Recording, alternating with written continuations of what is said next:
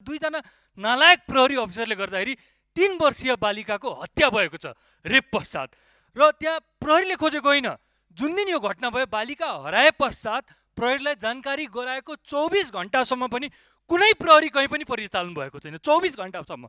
जब छिमेकीले 72 घण्टा पश्चात थाहा पाए कि यहाँ सबको गन्ध आइरहेछ, त्यसपछि प्रहरीको कुकुर सबै गएका छन्। भनेपछि ती प्रहरी अफिसरहरूलाई, त्यो इलाकाका प्रहरी अफिसरहरूलाई तानेर हुन्छ कि कारबाही गरेर हुन्छ कि प्रहरीको एक्सन लग थाहा हुनु पर्यो। 1 घण्टामा प्रहरीले के गर्यो, 2 घण्टामा के गर्यो, 6 घण्टामा के गर्यो, 12 घण्टामा के गर्यो, ताकि आइन्दा यस्ता घटनाहरू हुँदै गर्दाखेरि प्रहरीले सबै कुरा थाहा पाएपछि चाहिँ आफ्ना जनशक्ति पठाएर हामी अनुसन्धान गर्दैछौँ नबनुन्।